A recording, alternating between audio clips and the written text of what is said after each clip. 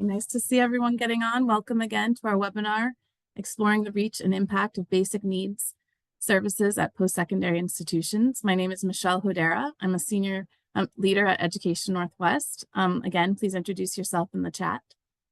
So Education Northwest is a research and professional services nonprofit. We're headquartered in Portland, Oregon. This is a picture of beautiful Portland, Oregon on a sunny day. Our guiding vision is an excellent and equitable education for all, and our mission is to use evidence to help partners solve educational challenges and improve learning. So today we're going to first provide everyone with an overview of the ECMC Foundation Basic Needs Initiative and a quick overview of the evaluation. And then we're going to share findings from our study exploring the reach and impact of basic needs services at post-secondary institutions. And we're going to end with a panel discussion. We have a great set of speakers for you all today.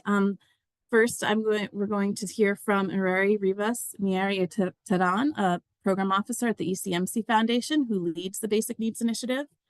Then you'll hear from my colleague, Sam Riggs, a principal researcher here at Education Northwest, who will share findings from the study.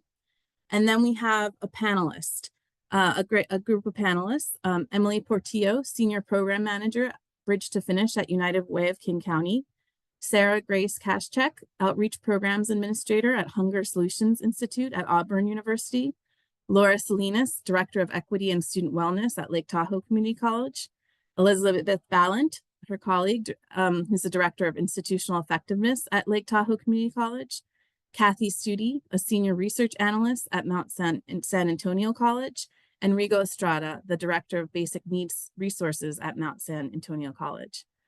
So with that, I'll turn it over to my colleague, Ireri, to talk about the ECMC Foundation Basic Needs Initiative.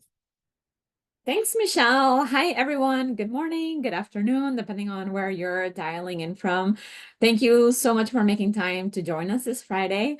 I am really excited to hear about all the work that Education Northwest has done, even though I know a lot about it already. But I'm also particularly excited to hear directly from our panelists. So I hope you're as psyched as I am to join us today.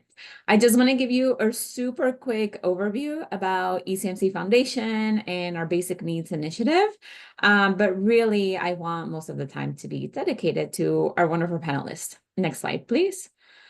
So ECMC Foundation, for those of you who may not know, is a national post-secondary education funder.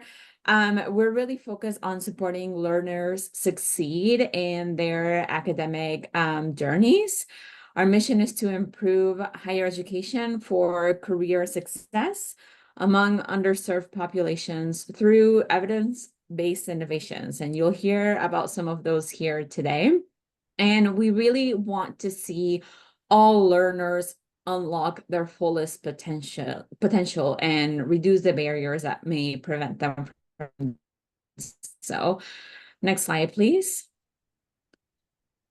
And with that, our North Star is really responding to that sort of mission and vision. Our North Star is really to eliminate equity gaps in college completion. And all of our funding strategies, the way that we think about our work and the way that we do our work really feeds into this North Star. As Michelle mentioned at the top of the hour, I oversee the Basic Needs Initiative, and some of our funding at ECMC Foundation is split up into initiatives. So today we'll be hearing mainly about the Basic Needs Initiative. Next slide, please. And with that, the way that we think about basic needs at ECMC Foundation is to really think about it holistically. So food, housing, childcare, transportation, technology, mental health, physical health, all of the essential needs that any learner needs to have in order to be successful, in order to thrive in their post-secondary education.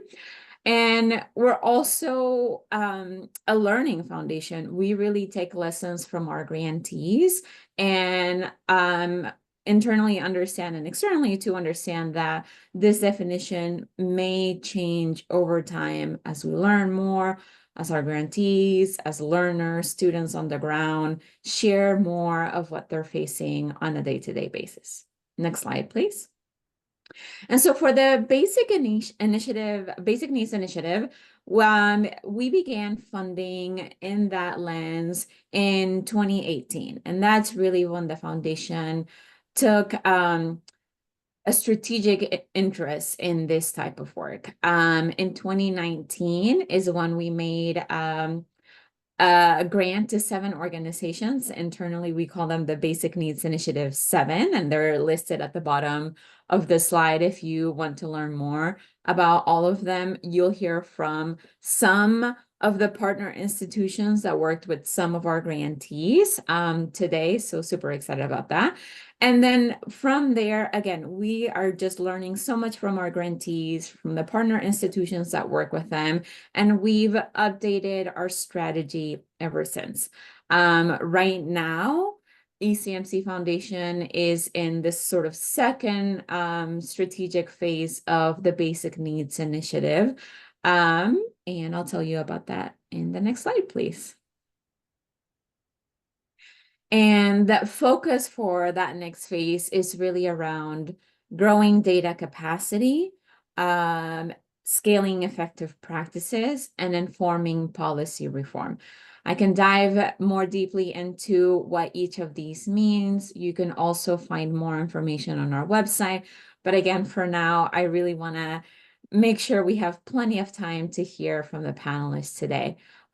Just a quick note that since 2019, 2020, we've been partnering with Education Northwest to help us gather some of those insights, some of those lessons from our grantees. And the work that you'll hear about today is directly related to that engagement. So thank you to all of you for joining us, and I'll pass it back over to Michelle, I believe, or maybe Sam.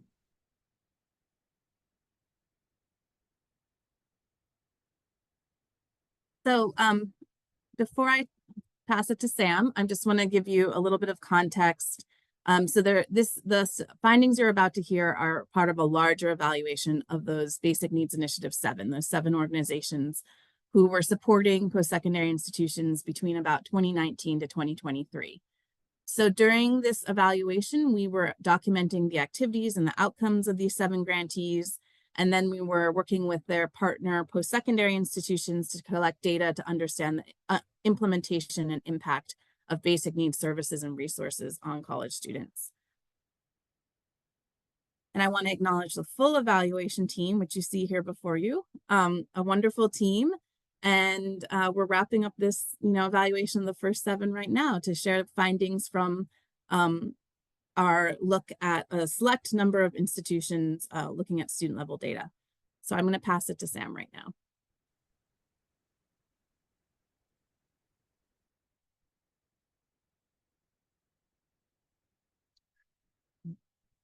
Great. Thanks, Michelle.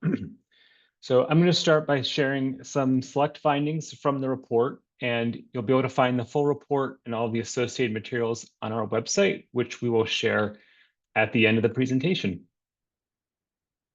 So to conduct this study, we worked with 4 of the BNI grantees, their partner institutions, and external partners to access student level data from the 2020-21 and 2021-22 academic years. For each partner institution, we received anonymized student-level data on use of basic needs services and student-level demographic and academic course data. The basic needs services data and student academic and demographic data often came from different systems. Later in the presentation, the panelists will speak more to some of the complexities and opportunities for connecting these different data systems. So in the state of Alabama, we had data from 1 public university, and those data contain information about the student use of the food pantry.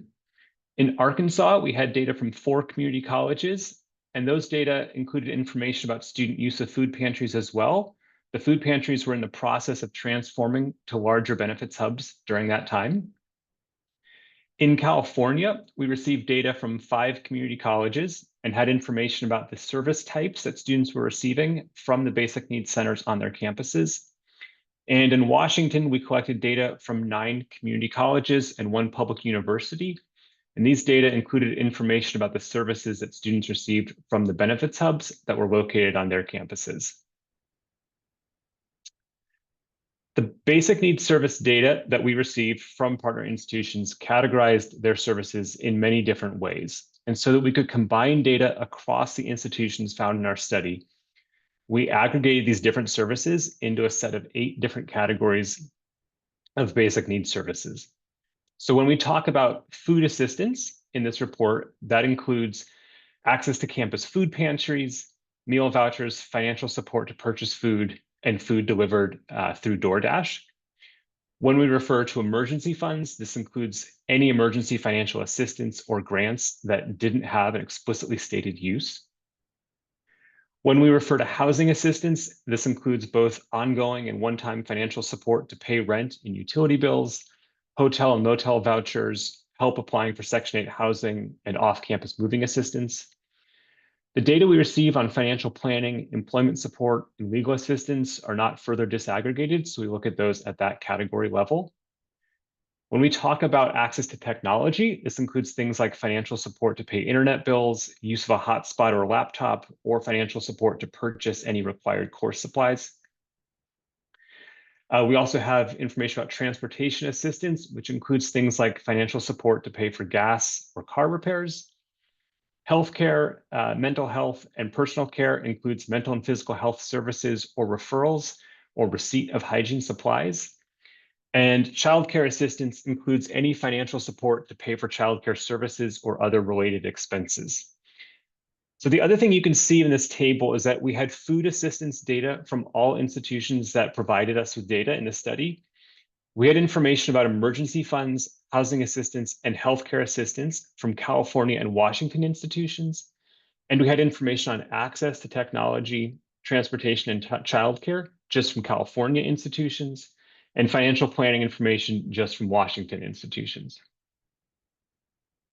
So there are a couple data limitations I want to address before we go further.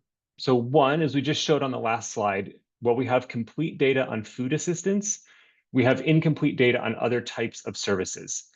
Those data not being included in the study doesn't necessarily mean that the service wasn't provided by the institution, rather that those data were either not collected or not available for research purposes.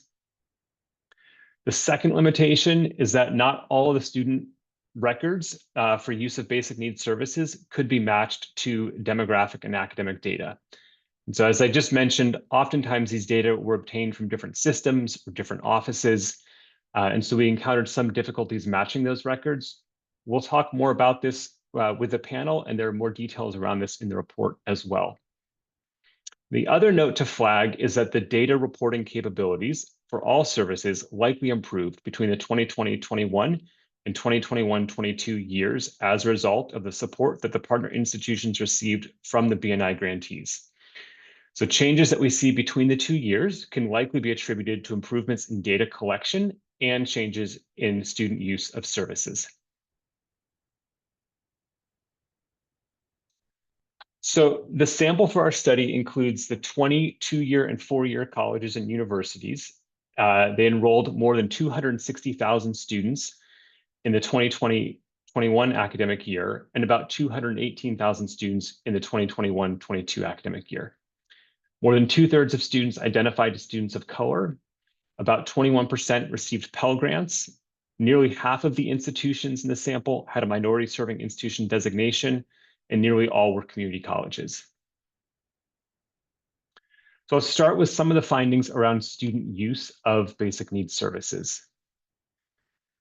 So to begin, we saw that student use of any type of basic needs service was very low. Just 2 to 4% of all students attending the 20 institutions in our sample accessed any type of services in the 2020-21 and 21-22 years. We do see some variation in access by student race ethnicity, with students who are identified as Asian and Native Hawaiian Pacific Islander accessing at the highest rates in 21-22, and students who are identified as white accessing at lower rates.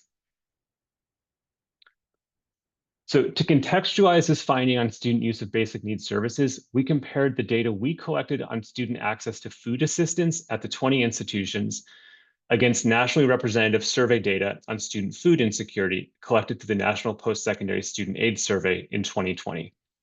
And so what we see is that overall student access to food assistance appears to be much lower than the level of need. Just 1 to 2% of students in our study were accessing food assistance compared to nearly 25% of students nationally that reported experiencing food insecurity in the last 30 days when surveyed in 2020. You can see there are even larger disparities between access and need by different racial ethnic groups, particularly students who identify as Native Hawaiian or Pacific Islander, Black, American Indian, and Alaska Native.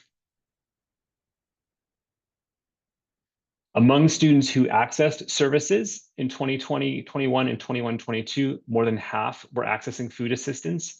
The next most common services were emergency funds, housing assistance, and financial planning. And a much smaller share of students accessed other types of services in our data. We also saw that among students who accessed services, most were only doing so 1 to 2 times per year. So the figure here shows data from both years, and each dot represents the total number of times that an individual student accessed any services. And the yellow horizontal bar shows the median number of times that a student accessed services in those years. So in both years, the median student accessed services twice, and fewer than 1 in 4 students accessed services more than 5 times. So in addition to a large gap between estimated need and access, students who do access services generally do so at very low levels. This could be because students' needs are being met after accessing resources just 1 to 2 times. It could be that students are reluctant to continue to access services because they fear doing so will deprive other needier students of access to resources. Or it could be that institutions need to limit the number of times that individual students access services because they have limited resources. However, to preview one of our findings, we see that most students would continue to improve their academic outcomes by increasing their use of basic needs services. So efforts to understand and to mitigate barriers to accessing services could further improve student outcomes. So next, I'm going to share some select findings on the impact of accessing basic needs services on student outcomes. Before doing so, I wanted to give just a high-level overview of some of the methods that we're using. The key feature of this analysis is a regression framework with an individual or student fixed effect. And so this approach is allowing us to make a within-student comparison, where each student is serving as their own control. So conceptually, this means that we're comparing outcomes for a student in terms in which they access services to outcomes for that same student in terms when they do not access services. This approach allows us to control for all of the fixed or time invariant student level characteristics, such as things like intrinsic motivation, social capital, tenacity, and wealth, which we would expect to be related to student access to services and their academic outcomes, but are unobservable or unavailable in our data. So this particular strategy gets us closer to understanding the true impact of accessing services on outcomes in the absence of random assignment. We'll also share some findings where we look at the relationship between accessing services in the fall term and retention to the winter or spring term, but these analyses don't allow for the individual fixed effects approach, and so we use a more traditional regression model. So first, we can see that students attempted and earned more credits in terms when they accessed any type of basic needs services compared to terms when they did not. On average, students attempted and earned about 3/4 additional credits in terms when they accessed services. We see a slightly larger effect for students who accessed food assistance. We also see that accessing food assistance and housing assistance has a positive impact on a student's GPA that term. We see similar patterns for students who were Pell recipients, though the impact of accessing any services on credits attempted and credits earned is slightly smaller than what we saw for all students. However, we continue to see large impacts for accessing food assistance, and we continue to see that accessing food assistance and housing assistance has a positive impact on term GPA. So the prior slides showed a positive impact of accessing services on outcomes in the same term. We also found a positive impact of accessing services on academic outcomes in the next term. Specifically, so students who accessed emergency funds attempted an additional 0.74 credits and earned an additional 0.66 credits in the next term that they were enrolled. And we see a similar impact for students who accessed housing assistance. For both these two types of services, accessing the service had a positive impact on the next term's outcomes, regardless of whether the student accessed the same type of service or any type of service at all in the following term. Meaning these findings hold if the student accesses emergency funds in both terms or in just the first term. And whether or not the student accessed emergency funds or any service at all in that second term, this finding still holds. Either way, we see a positive impact on that next term's outcomes. And lastly, we did some analysis to look at the relationship between accessing different types of basic needs services in the fall term and whether or not the student was still enrolled at their same institution in the next term, either the winter or spring term, depending on the institution's calendar.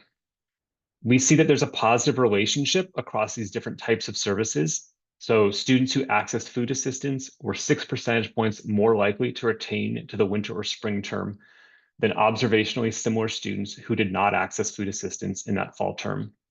And we see much larger relationships for students accessing healthcare, mental health and personal care assistance, and transportation assistance. When we look at these relationships just for first-time students, we see a slightly larger relationship for food assistance and healthcare. So first-time students who access food assistance in the fall term were 12 percentage points more likely to retain to the winter or spring term than other observationally similar first-time students who did not access food assistance in that first term.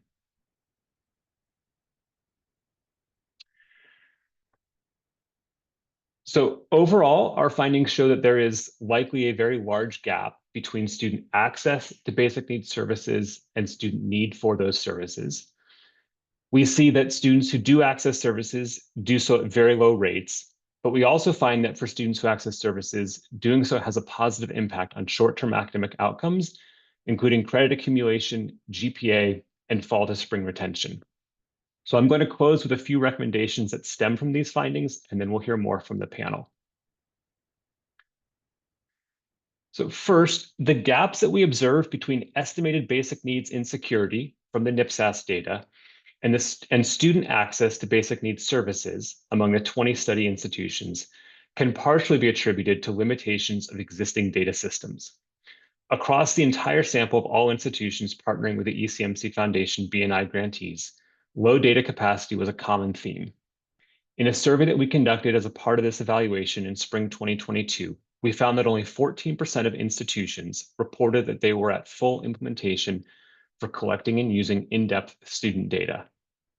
Among the sample of 20 institutions in this study, just 2 reported that they were at full implementation. So in order to better measure the effectiveness of basic needs services in addressing student need and improving student outcomes, post-secondary institutions and systems need standard practices to guide data collection on basic needs service usage at the institution level and approaches to connect basic needs data with student demographic and academic data housed in different systems. Second, the low percentage of students accessing services also suggests challenges with connecting students to basic needs services. In our survey conducted in spring 22, all 20 institutions in this study indicated that connecting students to services was a challenge. And among students who access services, the vast majority only did so once or twice each year. To increase students' use of services, colleges should adopt student-centered approaches that integrate basic needs services into other campus services, such as financial aid and student services, and normalize their use. Among the institutions that partnered with the BNI grantees, normalizing use meant that students, faculty members, and staff members were involved in communication efforts about basic needs services, and that services were broadly marketed on the syllabi, learning management system, website, and social media, and by word of mouth. For example, at one college that participated in a virtual site visit in spring 2022 and was also included in this study, staff members at the Basic Needs Center partnered with faculty members to include language and links to basic needs resources on course syllabi and the campus's learning management system. And we have a quote here on this page from one staff member who commented on the success of this approach. The quote says, "I think the most successful strategy has been to create an identity within the campus of our center and really be a part of the ecosystem of the school. And sometimes people will send someone our way. They'll come to our building and they'll just say, oh, somebody just said I should come here. That's music to my ears. They don't need to know every event we have, all the pilots we have going on, what our hours are for this or that. But if people just show that they can send people our way and that we'll help them with 4 out of 5 things or whatever, then that's fine, because you see a lot of students bringing other students." The last recommendation we have is that more research is needed on the long-term benefits of addressing college students' basic needs in security, and that this research should consider measures beyond academic outcomes, such as students' financial stability, physical health, mental health, and well-being. This research would also benefit from leveraging existing integrated state or system level data systems, as doing so could allow for a more complete understanding of the relationship between use of services and student persistence in higher education, not just student retention within an institution. And with the right agreements and processes in place, student post-secondary data could be connected to state data on students' use of publicly funded health, housing, and human services to better understand the extent to which college students access publicly funded basic needs services and the effectiveness of publicly funded basic needs services on outcomes. And lastly, state post-secondary data could be connected to state labor data to understand the effect of accessing basic needs services during college on workforce outcomes. And with all these questions, researchers will need to implement studies with appropriate comparison groups so that it's possible to disentangle the effects of the services themselves from any utilization challenges and biases that may influence whether students receive services.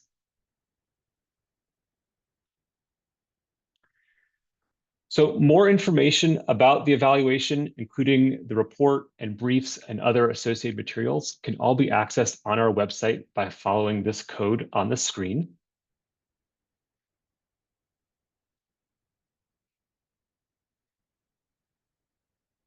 And you can also sign up to receive the ECMC Foundation newsletter by following this code on your screen now. So thanks very much. I'm going to turn things back to Michelle to introduce our panel.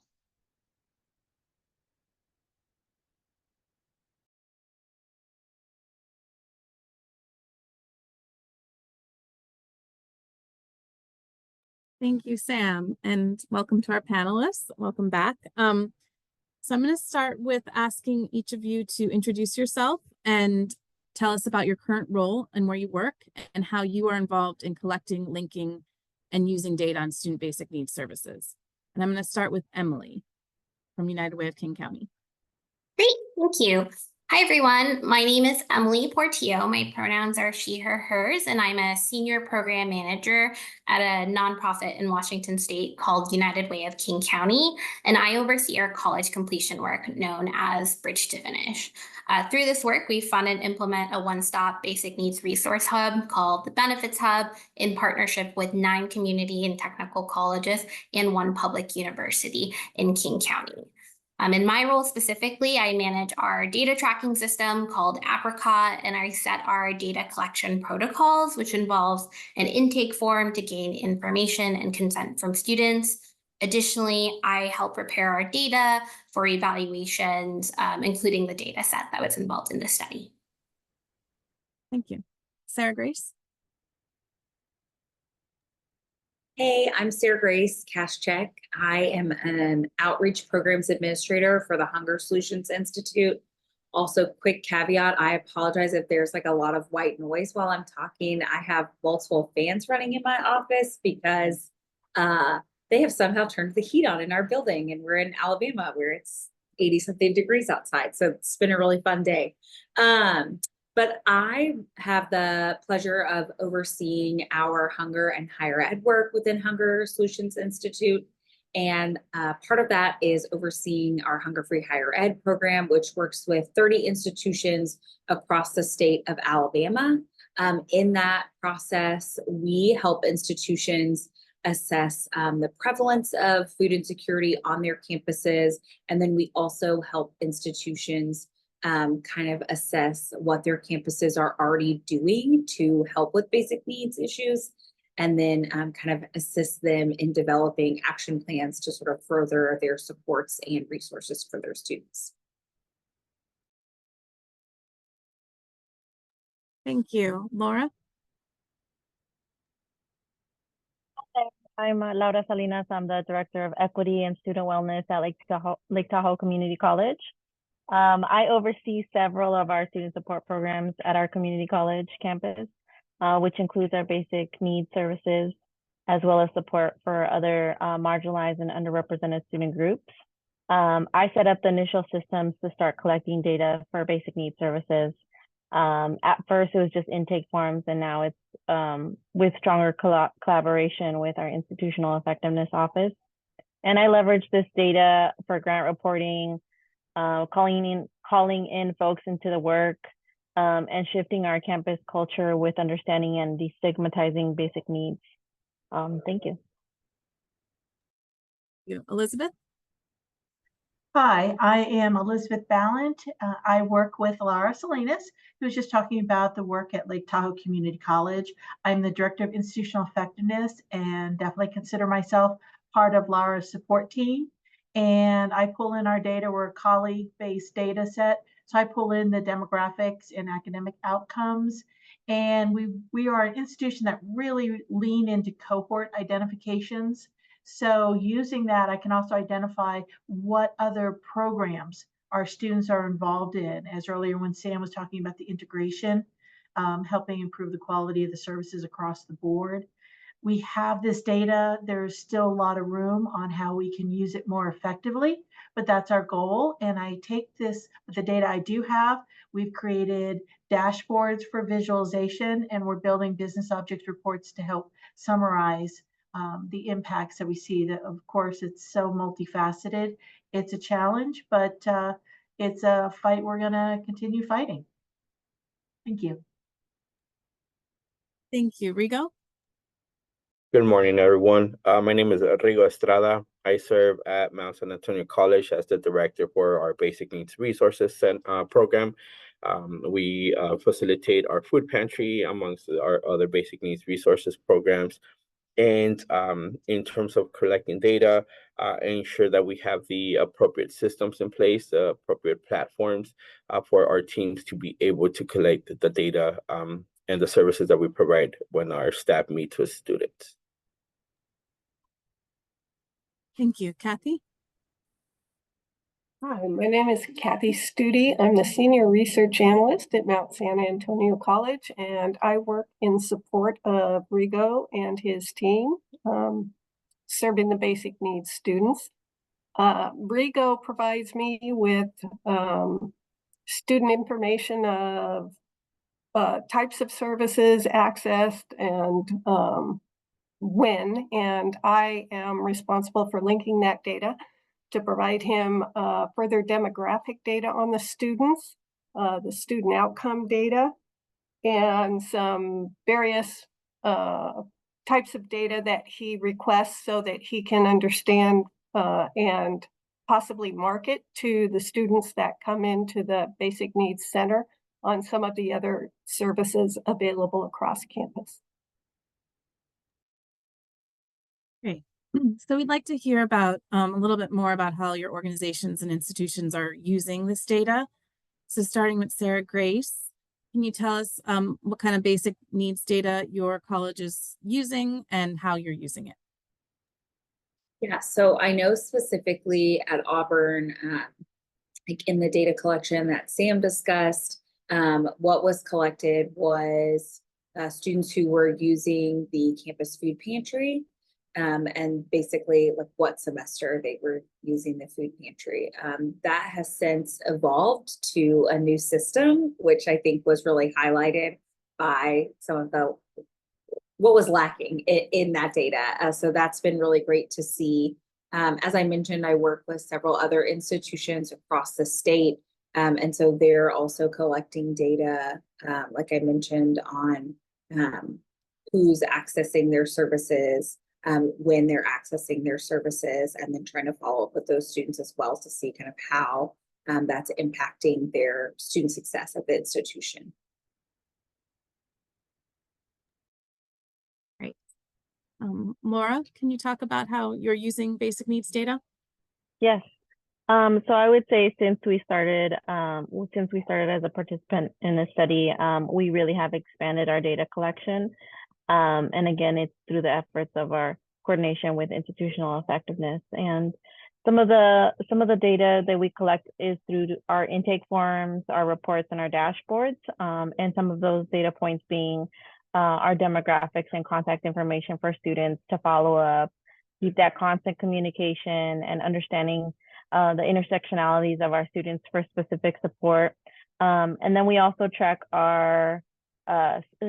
specific milestones for students, such as college requirements or anything related to guided pathways or supporting persistence. And specifically for case management, we're viewing specifics like GPA, enrollment for term to term, if we can support students with the next enrollment, or viewing if they have a specific program of study which might impact their financial aid, or if they need more guidance, again, making sure that they're staying on the path and reaching their successful outcomes, or if they're completing and making those counseling connections. We also are viewing our campus program connections for that holistic support to students and maintaining that lens of equity. We're also viewing their student experiences. So if they're foster youth, if they're connecting with our Rising Scholars program, if they're student parents, first gen, and then specific programs like EOPS, CareCal Works, and just making sure that if they are connecting on certain parts of campus, that we're strengthening those connections and leveraging if they're having conversations that they have specific needs and they're communicating that with one office, that they continue to have those conversations so that they're not reliving the trauma. And then we're also tracking financial aid to provide more support and follow up there. Like if they've completed the FAFSA, if they haven't, then how can we help with that? Their student academic progress, and then their completion rate. And then overall, we're viewing their what services they're accessing, as well as the visits, at what times, how can we change our office hours, and then referrals made. And this is also an area of growth for us, so that we could see if referrals are actually completed and not just made. So there's always room for growth, but those are some of our data points that we're tracking. Great. So using data for a lot of continuous improvement and program adjustments and outreach to students. Rigo, can you tell us about how Mount San Antonio uses data? It's gonna sound like if I read Laura's notes on it. Sounds very familiar to the amazing work that she's doing. On the programmatic side, when we collect data on our intakes and engaging with our students, it is that we need to see this type of service utilized and needed, and the times within the semester that these services are needed. A lot of it is guided with the our state requirement through MIS data collection through our grants, and so those focus areas are tracked in terms of the need for our students and whether there's a combination of needs. We collect data, like Laura mentioned, in terms of their connection to additional special programs on campus, and that's mainly used to engage with our partners and create streamlined processes so that students are not resharing their stories and are able to get basic needs services in the spaces that they feel more comfortable in. And then also tracking through our services their educational plans, ensuring that comprehensive educational plans are in place, ensuring that FAFSA submissions are also in place. Once we connect with our research team, because of the platforms that we're able to utilize and the very small information that Kathy and her team need, as long as we're able to provide them their A number, all the other demographic information is things that she's able to help us with, and then just ensure if we're able to connect with our special populations. Thank you. And now, how does Emily, United Way of King County use basic needs data? Yeah, so we collect data that helps our program assess student need and also understand the impact of our outreach and support. To assess student need, we collect information about benefits that students are currently accessing. So, like, are they accessing the Pell Grant? Are they already enrolled in basic food? We also collect information about what services are they interested in receiving, so that we know sort of where to start when we're supporting them, and then whether or not they have experienced a financial hardship or housing and food insecurity over the last 12 months, which supports us in engaging sort of like what their actual needs are. And so really all of this information informs our approach to delivering services to that particular student, while also giving us insight about our outreach strategies to ensure that the folks who are actually coming in our door are the folks that we have been wanting to reach out to and those who are most in need. To assess impact, we also collect things like student identification numbers, which help us track persistence and completion rates. We also look at student use of services, which includes things like what types of services are they accessing. So is it in the form of an appointment? Is it in a form of a pantry visit or a workshop?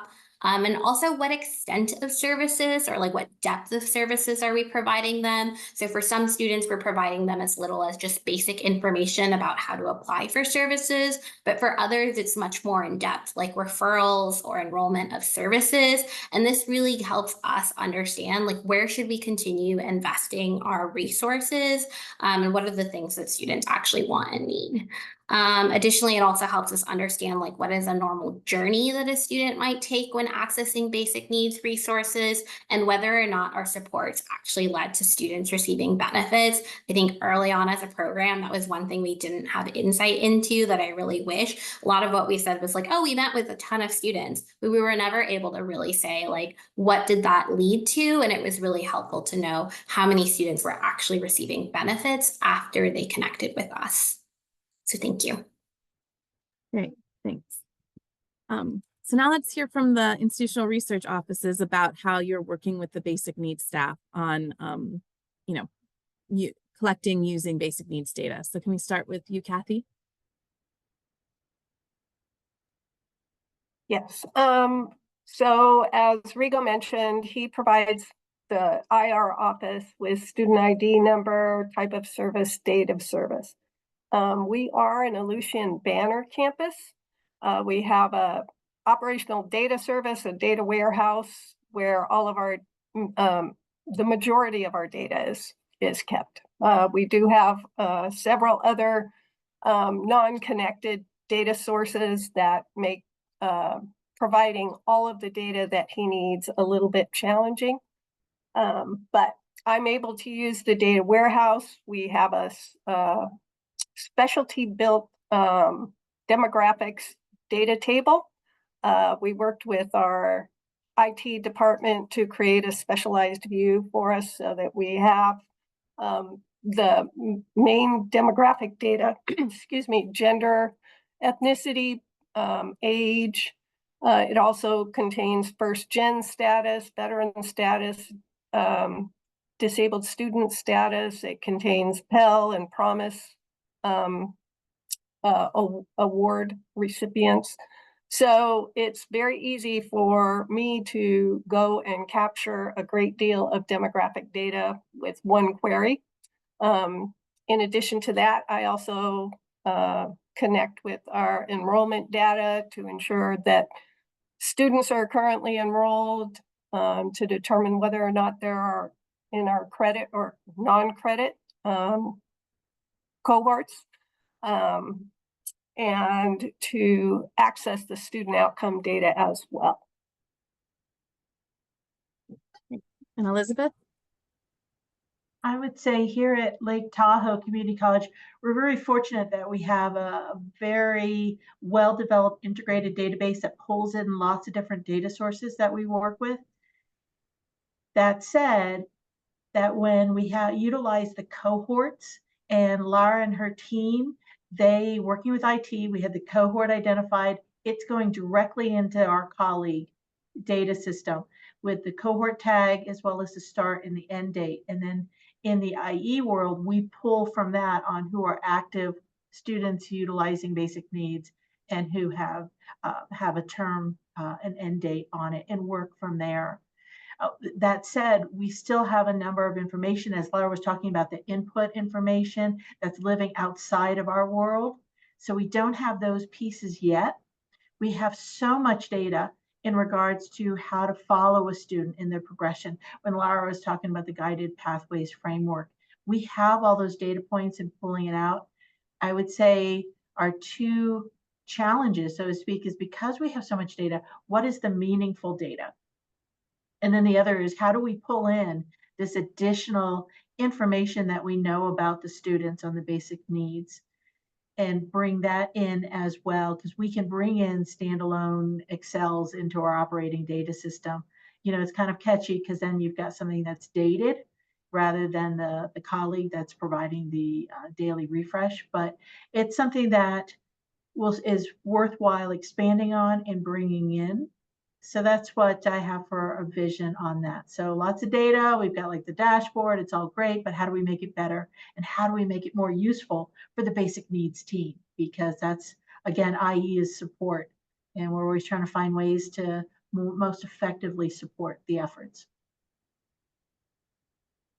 Thanks. Thank you.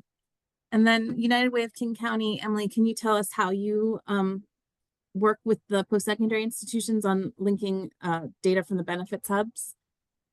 Yeah, so we're probably a little unique here in that we are a nonprofit and a lot of the data set sort of lives with us. So United Way of King County has developed a case management system and intake protocol that is used by all of the colleges that we are partnered with.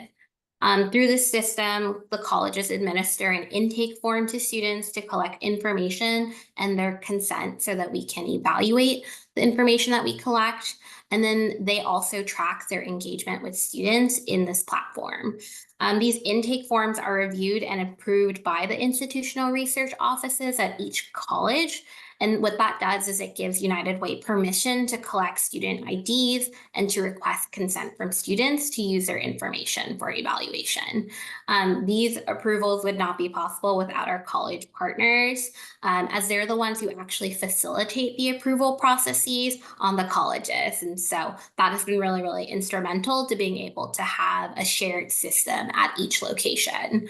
From there, we partner with the State Board for Community and Technical Colleges, which direct and oversee the 34 public community and technical colleges in our region to link data to academic outcomes such as persistence and completion. We also have some data around like GPA and whatnot. And then for the public university, all of that information comes directly from their institutional research office. They've been wonderful partners in sort of getting us data that we need and ensuring that we can get that in a timely manner. I will say the only probably challenge that has sort of come with this process has been a delay in when we receive data. And because we are sort of a secondary organization from the colleges, it does often take a little bit of time to get that data. And so it just means that we're often looking at it several months out as opposed to maybe like a month or two after. So.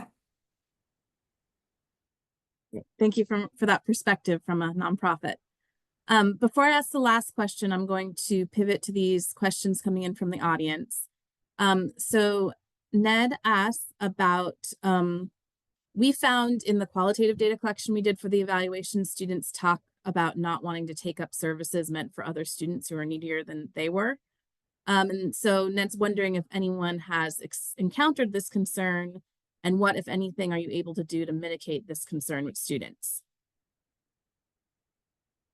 Go ahead, Laura.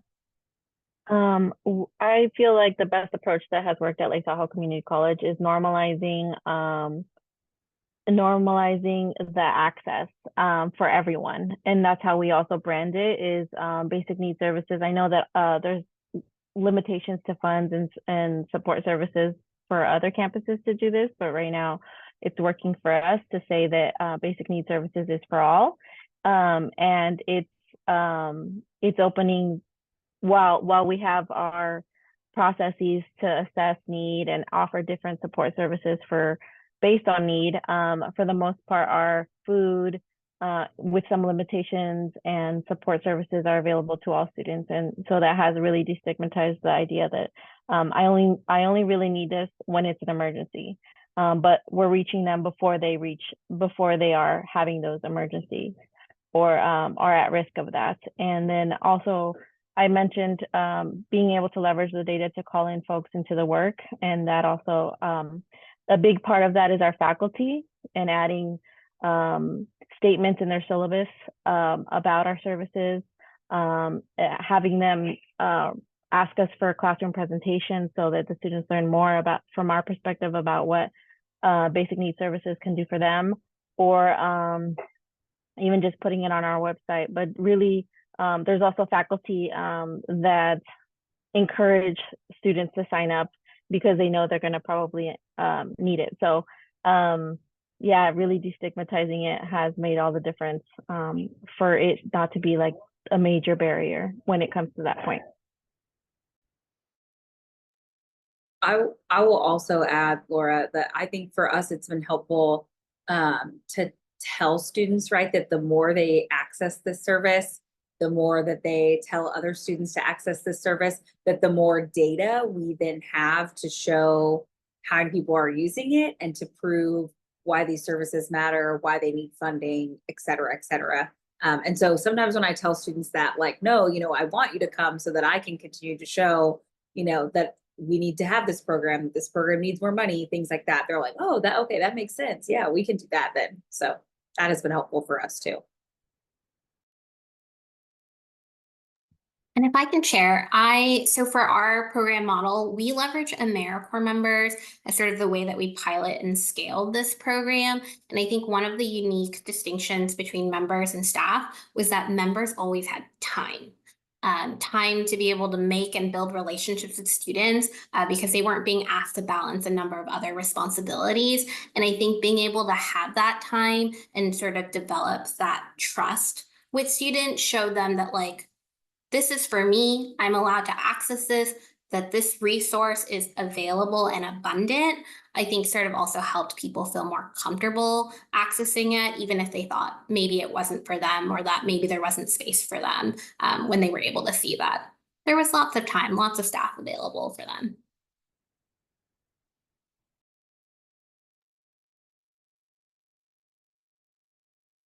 Great. So we have a question from Stephanie Baker asking a question for you, Emily. You mentioned getting data back on what students got enrolled in for public benefits. And so she's wondering how you got this info. Was it from the student, the state agency? Yeah, so a lot of our data is self-reported data. So we collected this information directly from the student. So at the start of their appointments, we would ask them, what services are you currently accessing? And we would provide them with a list of services for them to check off. I will say that one of the exciting things that is emerging in Washington State is that there is a pilot happening right now where it's a collaboration with DSHS to understand what students who are low income are not currently enrolled in public benefits. So DSHS is not allowed to share what information students are enrolled in if they are enrolled in public benefits, but they can share if students aren't enrolled in public benefits. So this is a really cool opportunity. It's so early, so there aren't any results. It hasn't even kicked off, but hopefully in a year, Washington State can share back some of the learnings. Does anyone else have anything to add about data on students' use of public benefits? I think it's difficult to capture that data, and in California, I can't think of the bill, AB 138. I think it is the newest bill that is putting the onus on not just the institution, but when we talk about, say, CalFresh benefits, for example, and ensuring that the county also does their role and be accountable in sharing data, right? And so we're currently outside of our institution working with the local DPSS offices to be able to capture how many of our students are receiving, whether it's CalWorks, CalFresh, CashAid, and to be able to better advocate for them on our campuses. I'm not sure if that's related to the question, but it is important to focus on those county and community partnerships.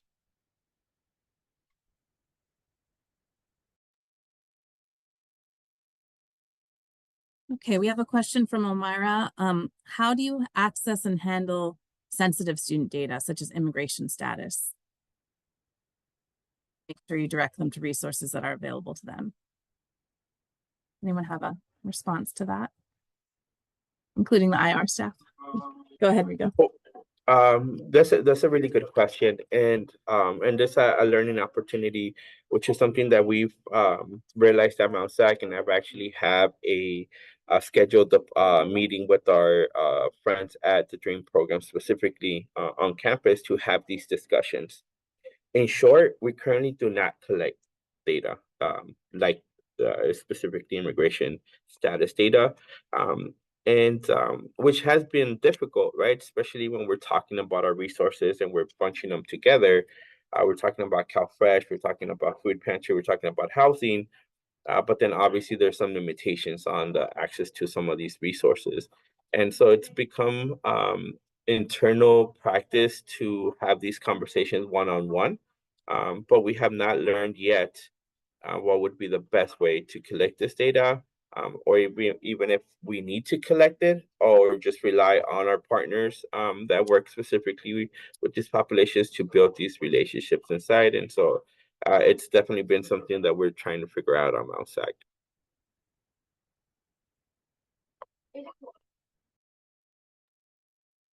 I'll just add that, oh, I'm sorry, did I cut somebody off? That at Lake Tahoe Community College, we don't have any kind of reports that we run that document this. But early on, I know it was important to reach those students who may be fearful of reaching out for using the services, and the intent of the basic needs team was to help those students. And so we had created a report that had some variables that may indicate potentially these students may be more hesitant to reach out to the college structure. So it lived in a business objects folder that only Laura and I had access to.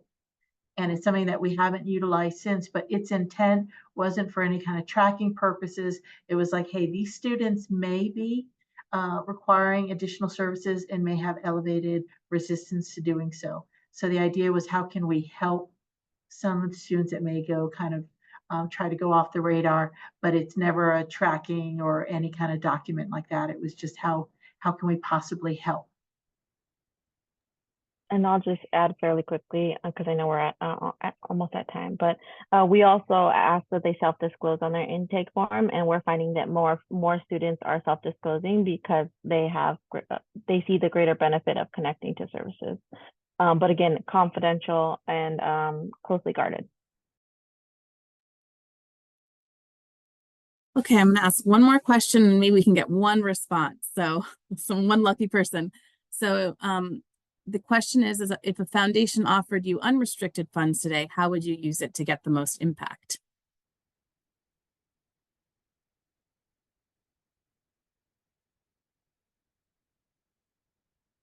The big question.